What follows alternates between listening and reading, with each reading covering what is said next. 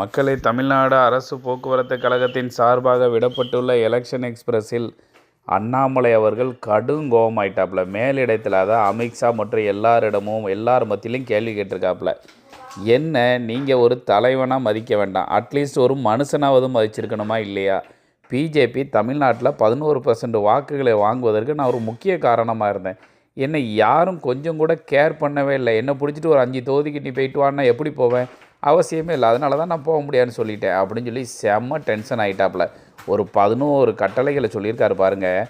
சட்டமன்ற தேர்தலில் என்டிஏ வெற்றி பெறுவதற்கான வியூகம் தொடர்பாக என்னுடன் யாராவது விவாதிக்கவில்லை. முதலில் சட்டமன்ற தேர்தலில் திமுகவை வீழ்த்த என்டிஏவிடம் என்ன வியூகம் உள்ளது? வியூகம் பற்றி விவாதிக்காமல் நான் எப்படி களத்திற்கு சென்று அரசியல் செய்ய முடியும்? வியூகம் என்ன என்று கூறாமல் என்னை தேர்தல் பணியாற்றுமாறு கூறினால் எப்படி பணியாற்ற முடியும்? கமலாலயத்தில் உள்ள கம்ப்யூட்டரில் உட்காந்து டைப் செய்து பிரிண்டரில் பிரிண்ட் அவுட் எடுத்து கொடுத்தால் மட்டும் போதுமா? எந்த வியூகத்தின் அடிப்படையில் 6 தொகுதிகளுக்கு என்னை பொறுப்பாளராக நியமித்தீர்கள்? என்னிடம் கேட்டீர்களா? பத்மநாபபுரம் மற்றும் மதுரை தெற்கில் என்னை பொறுப்பாளராக நியமித்ததற்கு என்ன வியூகம், காரணம் என்ன, யாரிடம் கேட்டு நீங்கள் இதை பண்ணினீங்க? வியூகத்தை விலக்கி கூறினால் நான் ஒரு தொகுதியில் கூட பொறுப்பாளராக பணியாற்ற தயார். வியூகத்தை கூறாமல் நான் சொல்வதை கேட்க வேண்டும் என்கிற தோணியில் என்னை கட்சி அணுகுவது நியாயமா? தேர்தலுக்கு 1 மாதத்திற்கு முன்பு தொகுதியை கூறி என்னை நிற்குமாறு கூறினால் என்னால் எப்படி வெல்ல முடியும்?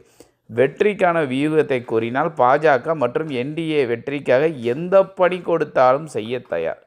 பேசிக்காக ரொம்ப சிம்பிளாக சொல்லணும்னா, அண்ணாமலை, என்னிடம் கேட்காமல் தமிழ்நாட்டில் நீங்கள் அரசியல் செய்ய முடியாது. என்னிடம் கேட்டு என்னோட முடிவையும் எடுத்துக்கொண்டால் மட்டும்தான் பாஜக கூட நான் சப்போர்ட்டாக இருப்பேன். இல்லை, பாஜக விட்டு எந்த நேரம் ஆனாலும் சரி நான் விஜய் கூட போய் சேர்ந்து ஒரு கட்சி ஆரம்பித்து ஜாம்னு வாழ்ந்துருவேன் அப்படின்னு பாஜகவையே மிரட்டிட்டார் அண்ணாமலை. அரண்டு போயிட்டாங்க பாஜக.